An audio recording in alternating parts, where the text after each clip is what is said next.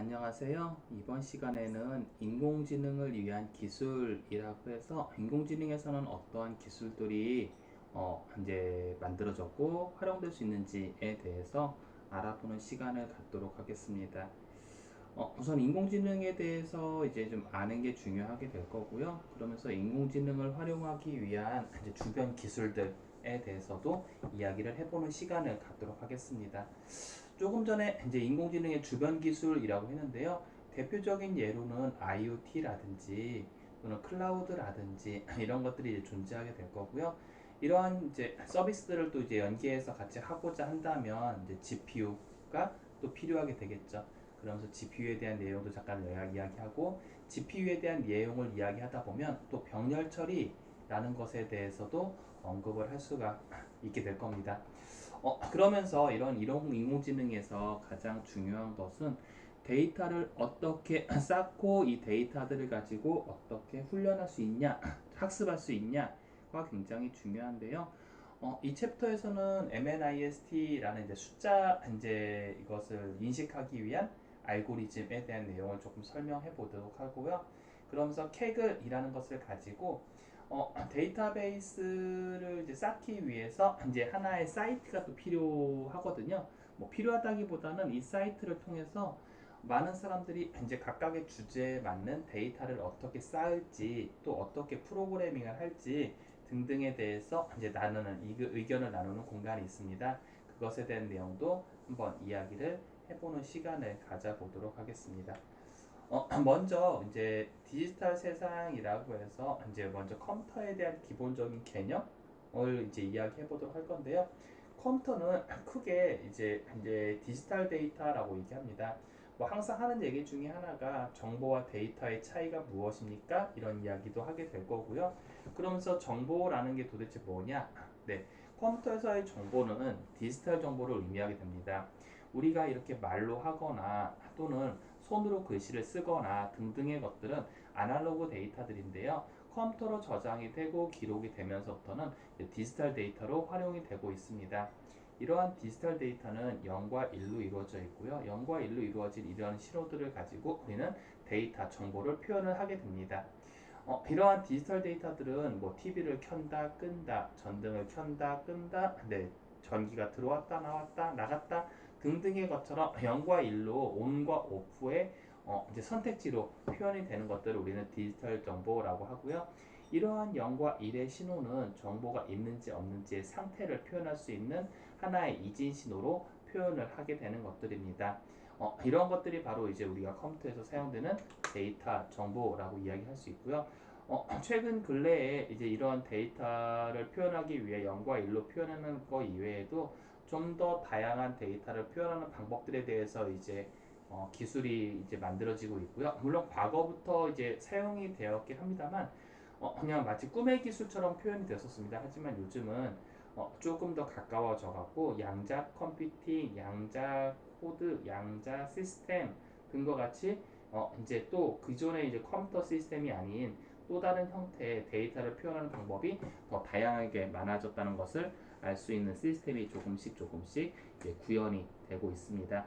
뭐 아직은 좀 더 시간이 필요하긴 하겠습니다만 분명히 컴퓨터가 추후에 이제 발전해야 될 방향이 어떤 것들인지에 대해서는 방향성을 제시하고 있다는 측면에서 굉장히 중요한 하나의 획이 그어졌다라고 이야기를 할 수 있게 될 것 같습니다. 이제 디지털 세상에서 저장되고 있는 데이터의 표현에는 0과 1이라는 것을 앞에서도 언급을 했습니다. 이러한 0과 1로 표현하기 위해서는 한 개의 비트를 가지고 데이터를 표현하게 되는데요. 우리는 이러한 데이터를 표현하기 위해서 데이터가 저장되는 공간이 또 필요하게 됩니다. 알고 계시는 것처럼 1바이트는 8개의 비트로 이루어진 것을 알 수 있습니다. 8개의 비트로 이루어졌다는 얘기는 2의 8승계만큼 데이터를 표현할 수 있습니다. 라는 것을 의미하게 되고요. 한 개 바이트, 즉 글자, 영문 한 글자를 표현할 수 있는 이 공간 속에서는 전부 256개의 서로 다른 정보를 표현하고 우리는 그것들에 대해서 기록을 할 수 있다라는 것을 알 수 있게 될 겁니다. 이렇게 디지털 데이터는 굉장히 많은 정보를 작은 공간에 담을 수 있는 기록물이긴 합니다만 이러한 데이터들이 하나하나 모여서 사람들은 의미 있는 데이터를 만들어내기도 합니다. 이러한 의미 있는 데이터들을 가지고 그 사람에 대해서 분석을 하고 그 사람이 무엇을 좋아하는지, 그 사람이 어떤 것들에 대한 관심을 갖고 있는지 등등에 대한 정보를 우리는 표현할 수가 있게 됩니다. 기본적으로 데이터는요, 정형화된 데이터가 있고요, 비정형화된 데이터가 있습니다. 물론 중간에 반정형 데이터라는 것도 존재합니다만, 기본적으로 크게는 정형 데이터와 비정형 데이터로 데이터를 표현할 수 있는데, 일반적으로 얘기하는 정형 데이터라는 것은요, 우리가 가지고 있는 정보인 뭐 학년, 학번, 성별, 주소, 뭐 이런 여러 가지 나이 이와 같은 여러 가지 정보들 우리는 정형 데이터라고 합니다. 뭐 이외에도 이제 비정형 데이터라고 하는데요. 이 비정형 데이터는 그 사람이 무엇을 좋아하는지, 뭐에 대해서 관심을 갖고 있는지, 이 사람이 추구하는 방향이 무엇인지 등에 대해서 표현을 하고 저장을 하고 기록을 하는 것들을 의미하게 됩니다. 기본적으로 데이터는 중요한 게 정형 데이터도 필요하겠습니다만, 이와 같이 비정형 데이터들을 가지고 어떤 광고라든지 어떤 시스템에 대해서 그 사람들에 대한 이제 분류, 집단에 대한 의미 파악 등을 할 수 있게끔 제공을 하는 것들이 만들어지게 됩니다. 우리는 알게 모르게 수많은 데이터를 생산해내게 됩니다. 이 알게 모르게 만들어지는 이 데이터들 속에서 내가 어떤 형태의 것들에 대해서 관심이 있는지를 알 수 있다는 것은 굉장히 중요하다고 생각합니다. 이러한 정보들을 가지고 우리가 알아갈 수 있는 이 앞으로의 미래 세상은요, 무궁무진하게 서로 간의 유기적인 관계 속에서 데이터들이 혼재되어서 이제 우리에게 뭔가 정보를 주게 되는 이제 시간이 오고 있겠죠. 우리가 일상생활에서 사용하고 있는 0부터 9까지의 수, 즉 십진수로 표현하는데, 이런 것들은 우리가 이제 자릿수를 가지고 만들어서 표현을 하고요.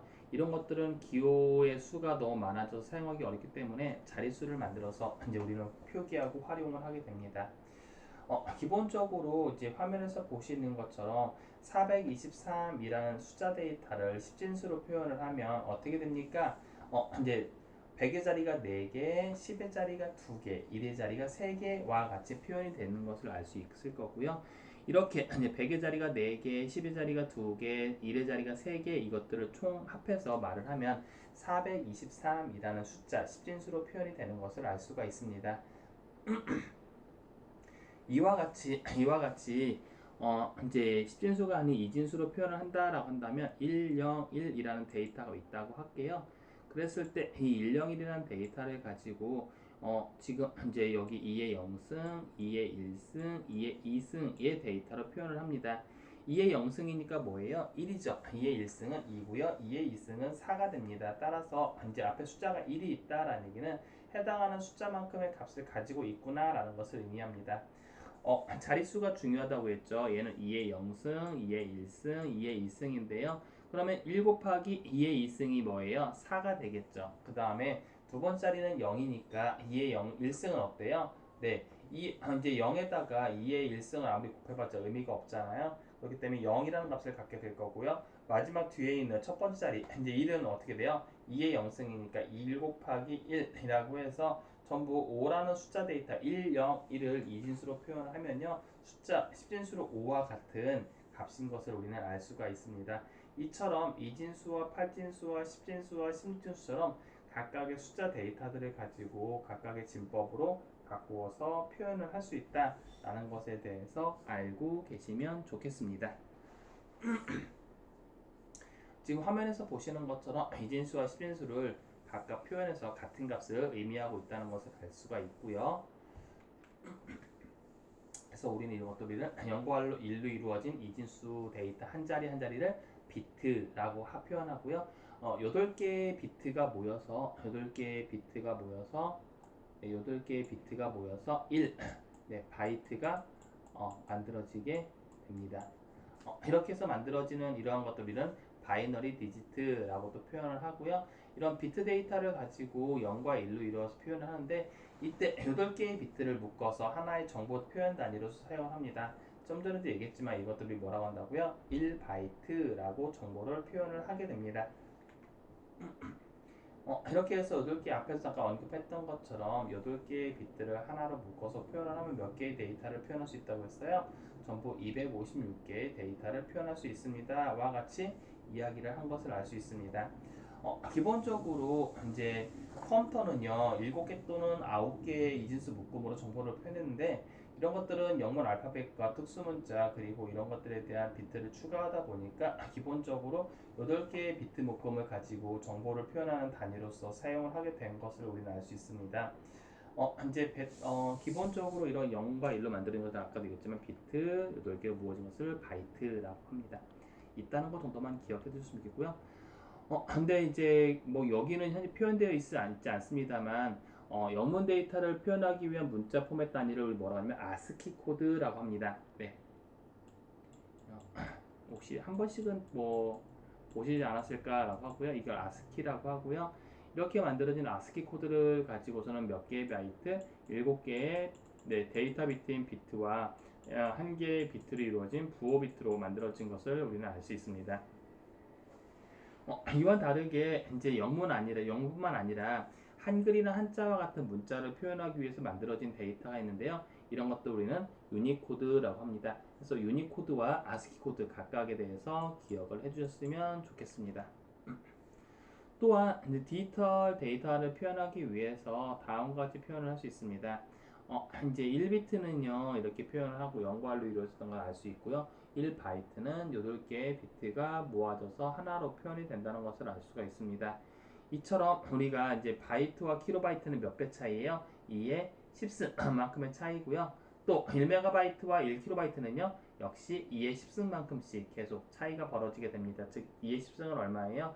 1024배씩 계속 단위가 증가함에 따라서 긴 값이 곱해져 갖고 이제 더 이렇게 표현이 된다는 것을 알 수가 있습니다.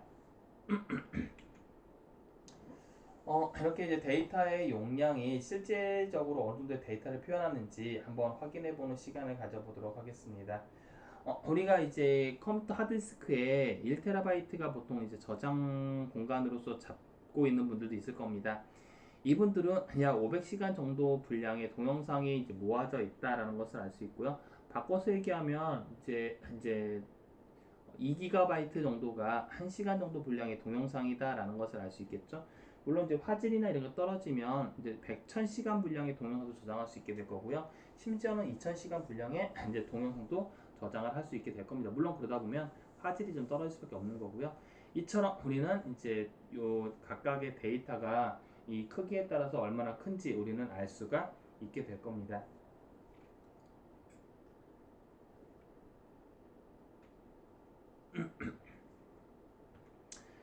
그 다음에 뭐 기수법은 뭐 다 아실 거라 생각을 하고요. 이렇게 인공지능에서 역사가 이제 과거부터 오래되었습니다. 1956년 정도부터 이제 활용이 됐다는 것은 알 수 있는데요. 우리가 오늘과 같이 이제 성능을 이제 고성능을 필요로 하는 경우가 있습니다. 이런 경우에서는 디지털 형태의 데이터가 부족하기 때문에 학습을 하는데 좀 부족하게 됩니다. 따라서 이렇게 부족한 데이터들을 학습을 통해서 방대한 데이터를 이제 학습을 통해서 이것들을 기록하고 이것들에 대한 어떤 결과물을 산출을 하게 되는 경우들이 생깁니다. 이런 것들을 우리는 인공지능이라고 하고요. 이때 필요한 데이터들을 우리는 빅데이터라고 우리는 이야기를 하게 됩니다. 이제 지금 이제 그림에서 보시는 것처럼 우리가 지금 이 펭귄을 분류하는 것도 마찬가지예요. 사람이 봤을 때는 이건 다 펭귄이에요. 그렇죠? 하지만 이제 머신러닝에서 바라봤을 때는 이게 다 펭귄이 아닐 수 있다고요. 물론 모두 펭귄이야 라고 표현할 수 있습니다만 사람은 보고 이건 펭귄 그렇게 알게 되겠습니다만 기본적으로 이 이제 이미지 처리에서는 또 머신러닝에서는 이렇게 보여지는 펭귄들을 하나하나 이제 찍었을 때 모두 같은 펭귄이냐? 또 그건 아니라고요. 여기에서는 어떤 것은 펭귄이라고 받아들이는 것도 있고 어떤 거는 바다사자처럼 이제 받아들이는 것도 있겠죠. 이처럼 우리는 인공지능은 데이터를 얼마나 학습을 하는가에 따라서 이것에 대한 결과를 다르게 평가하고 판단하는 경우들이 있게 될 겁니다. 따라서 인공지능에서는 중요한 게 학습 데이터가 좀 얼마나 있냐에 따라서 그것들에 대한 데이터 결과가 얼마나 잘 추출하고 그것들에 대한 분석을 잘 할 수 있는지 이게 달라지게 되기 때문에 굉장히 데이터가 중요하다는 것은 누구나 다 잘 알고 계실 거라 생각을 합니다. 근데 문제가 생겼어요. 어떤 문제가 생기냐면 데이터를 마냥 계속 생산을 해내게 된다면 정말 그 데이터가 너무 방대해지다 보니까 또 그것들을 기록하고 저장할 수 있는 공간이 또 부족하게 되는 경우들이 생기게 됩니다. 따라서 이런 것들에 대해서 우리가 분류학습을 이제 이미지만 가지고 하나하나 다 찾게 되다 보면 너무 어려움이 존재하게 됩니다. 따라서 그것들에 대해서 사람들이 미리 해시태그의 형태로 데이터를 구분해 놓게 된다면 어떻겠어요? 하나하나에 대해서 굉장히 편리하게 그것들을 분석하고 우리가 그것들에 대한 인지를 쉽게 할 수 있게 될 겁니다. 지금 만약에 왼 아래쪽에 그림에서 보시는 것처럼 펭귄이라는 해시태그와 개, 고양이와 같은 해시태그를 미리 사람들이 잘 이게 만들어주게 된다면 해당하는 이미지들에 대해서 분류학습을 하나하나 다 해도 좋겠습니다만 그것보다 각각에 대해서 혹시 뭐 이거는 고양이가 아닌 것 같은데 그러더라도 고양이라는 해시태그 안에 들어있으면 이것은 고양이야 라고 우리는 인지하고 분류학습을 할 수 있게 된다는 것을 알 수가 있게 될 것 같습니다. 따라서 인공지능에서 중요한 것은 해시태그가 어떻게 달아지는가에 따라서도 그것들에 대한 분류학습이 이루어지게 되거든요. 따라서 이런 것들에 대한 이제 뭐 학습, 이제 이미지 검색을 해서 이미지를 다 분류하는 것도 좋지만 그것들에 대한 각각의 해시태그를 가지고 이제 각각의 이미지를 검색해서 분류하는 것도 굉장히 중요하다라는 것을 알 수가 있습니다. 뭐 SNS가 뭔지는 아실 거니까 굳이 이야기하지 않아도 저보다 더 잘 알지 않을까라는 생각이 들고요. 이제 과거와 좀 차이점이 있다면 요즘은 이제 비대면으로 이제 활동이 많아지고 또 요즘은 다시 이제 뭐 대면 활동도 많아지고 하긴 합니다만 어쨌든 간에 과거에 비해서 비대면 활동이 꽤 많아졌다는 것은 뭐 우리가 다 알고 계실 겁니다. 그러다 보니까 이것들에 대해서 우리가 어떻게 데이터를 표현하고 판단할 수 있는지에 대해서는 좀 확인을 해보셨으면 좋겠습니다.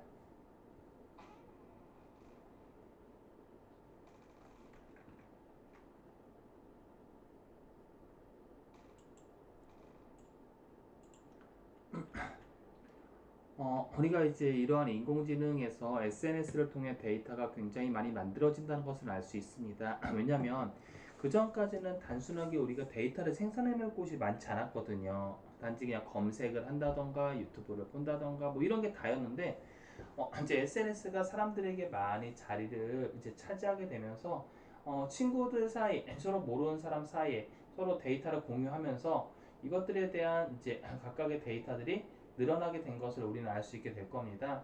그 속에서 인공지능에 대한 컨텐츠가 많이 만들어지고 하다 보니까 이것들에 대해서 우리는 이제 그 정치적으로도 활용하는 분들도 계시고요. 또는 광고의 모습 모델 모두 활용하시는 분들이 계시고요. 이런 것들에 대해서 우리가 데이터가 얼마나 중요한지를 알 수 있게 될 겁니다. 이러한 데이터들은 왜 또 중요하냐? 이러한 데이터들을 통해서 어떤 경험에 대한 경험치도 얻을 수 있을 거고요. 이런 데이터들에 대해서 사람들의 이제 시행착오에 대한 정보들도 얻게 되거든요. 이런 것들을 통해서 동물과는 다르게 인간이 얼마나 느리게 성장을 하고 이 속에서 이제 우리가 어떤 가변성이나 가소성 등에 대한 경험을 할 수 있게 되는 것을 우리는 알 수 있게 될 것 같습니다. 따라서 이런 이제 정보에 대한 가장 큰 중요한 부분은 사람들마다 만들어내는 똑같은 이제 같은 결과라 하더라도 중간에 만들어지는 과정이 달라질 수 있잖아요. 이런 것들에 대해서 알아가는 것들이 필요하게 되겠죠. 이런 것들이 바로 우리는 여러분께서 알아두셔야 할 것은 빅데이터가 무엇인지, 왜 인공지능이 필요한지 등등에 대해서 알아가는 것들이 필요하게 되겠습니다.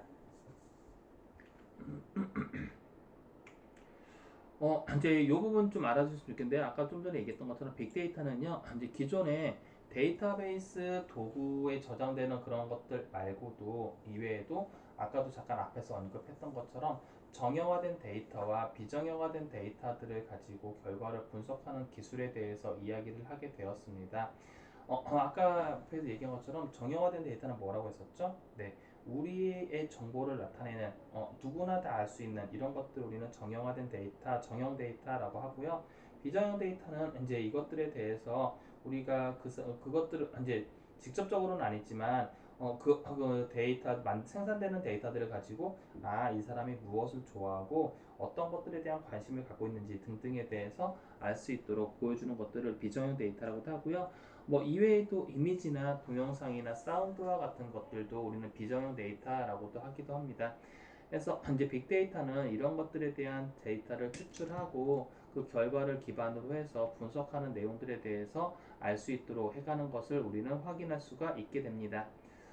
빅데이터의 특징 중에서 양과 속도, 종류가 굉장히 중요하다는 것은 알 수 있는데요. 왜 양이 중요한지는 조금 전에도 언급했습니다. 빅데이터는 기본적으로 컴퓨터가 처리할 수 있는 이 용량 데이터에서 많으면 많을수록 좋아지게 됩니다. 하지만 단점은 많이 기록을 하다 보면 그만큼 비용도 많이 발생을 하게 되고 속도에 대한 문제도 발생을 하다 보니까 어느 정도 적당하게 양을 조절해 가면서 생산을 하고 그 생산된 데이터를 가지고 분석을 하는 게 중요하겠죠.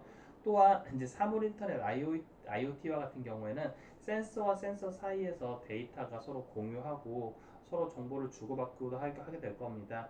이런 것들 속에서 데이터가 좀 증가를 하게 되는데 이때 빠른 속도로 데이터를 서로 이제 주고받지 않는다면 혹시라도 만약 자율주행 같은 경우에는 사고의 위험성에 노출되는 경우들이 많이 발생하기 때문에 양과 속도, 종류 등에 대해서 굉장히 빅데이터에서는 중요한 요소라고 우리는 이야기를 하게 됩니다. 이제 시간이 지나면서 이제 소프트웨어가 개발이 되고 발전을 하고 업무를 처리할 수 있는 양이 많아지면서 기본적으로 이제 유튜브나 틱톡, 그다음 SNS와 같은 이런 여러 가지 이제 소셜 미디어 등을 통해서 이제 텍스트, 음성, 영상, 이미지 등에 대한 이 컨텐츠들이 많이 많아지는 것을 볼 수 있습니다. 여러분께서도 알게 모르게 이제 SNS를 통해서 어떤 글을 친구와 대화를 나누고 사진을 찍어서 서로 공유하고 하는 경우들을 많이 보셨을 겁니다. 이러한 것들이 바로 이제 SNS에서 중요한 컨텐츠가 생산이 되는 것들이고요. 우리는 그냥 단순하게 글만 썼을 뿐인데 그것들을 가지고 또 분석하고 그것들을 가지고 관리하고 운영하는 사람들이 또 생겨나게 되더라고요. 그만큼 우리가 단순하게 생산해내는 데이터이긴 합니다만 그것들이 얼마나 중요한지를 보여주는 하나의 단편적인 모습이라고 우리는 확인할 수가 있게 될 것 같습니다. 이처럼 이제 데이터를 기반으로 해서 우리는 이제 데이터를 통해서 가치를 창출해낼 수 있게 될 거고요. 그런 가치를 창출하기 위해서 앞에서도 잠깐 언급했던 것처럼 클라우드나 어떤 SNS나 또는 네트워크나 또는 IoT나 이런 여러 가지 기술들을 통해서 데이터를 서로 공유하고 전달할 수 있는 역할을 하게 될 수가 있게 될 것 같습니다. 앞에서 자꾸 이야기했던 정형 데이터와 비정형 데이터가 나오는데요. 이 정형 데이터 되게 중요한 키워드이니까 꼭 알아두셨으면 좋겠고요. 정형 데이터는 데이터베이스에서 일정한 형식이나 정해진 규칙에 맞게 저장된 데이터를 의미합니다. 라고 합니다. 제가 앞에서 얘기했던 거 좀 다르네요. 그쵸? 하지만 제가 이야기했던 것도 답안이고 이렇게 정형 데이터에 대해서 표현하는 것도 답안입니다. 따라서 이 두 가지 각각에 대한 정형 데이터에 대한 의미를 좀 파악해 주셨으면 좋겠고요. 이런 데이터 정형 데이터는 데이터베이스에서 그러니까 가로 이제 정보에 보통 우리 표가 있으면 이제 이렇게 되어 있잖아요. 표에 보시면 이렇게 있습니다. 표가 이렇게 있으면 여기 항목으로 이렇게 있는 것들이 있어요. 그쵸? 이런 것들 우리는 뭐라고 하냐면 속성이라고도 하고요. 그 다음에 이제 가로 방향으로 데이터가 뭐 이름은 뭐고 나이는 뭐고 주소는 뭐고 네, 좋아하는 것은 무엇인지 이렇게 가로 방향으로 데이터들이 나열되게 됩니다. 이런 것들을 우리는 데이터베이스라고 하는데 이런 것들을 열이라고 합니다. 이 열에 대한 정보들은 레코드라고 하고요. 레코드를 우리는 다른 말로 데이터라고도 합니다. 이와 같이 인공지능에서의 데이터는요, 정형화된 데이터를 표현하는데 이런 데이터들은 아까도 앞에서 잠깐 언급했지만 물론 이 데이터도 중요합니다. 하지만 이러한 데이터들은 누구나 다 볼 수 있고 누구나 다 가질 수 있고 누구나 다 필요에 따라서 많이 확인할 수 있는 데이터들이기 때문에 정형화된 데이터들은 그렇게 큰 가치, 물론 가치가 없진 가치가 있긴 합니다만 어쨌든 그렇게 부가가치가 높은 데이터는 아닙니다. 이렇게 해서 정형 데이터를 얘기할 수 있고요. 앞에서 잠깐 제가 표로 그렸던 내용들이 바로 이런 내용들이에요. 각각의 열에는 데이터의 속성들이 표현이 되고요. 그것들을 가로 방향으로 홍길동, 홍길순, 박동민, 강지한과 같이 데이터를 가로 방향으로 표현을 하는 것들을 우리가 레코드라고 합니다. 이런 레코드들은 우리는 데이터라고도 하고요. 이처럼 정형화된 데이터는 일정한 어떤 형식이나 정해진 규칙에 맞게 저장된 데이터를 의미하게 됩니다. 따라서 여기서는 값이 나타내는 의미를 파악하기가 좀 쉽고 규칙적인 값을 이용해서 만들어져 있기 때문에 이런 것들을 우리는 데이터라고 표현합니다. 이렇게 정형성으로 인해서 만들어진 데이터들은 우리가 쉽게 구하고 쉽게 파악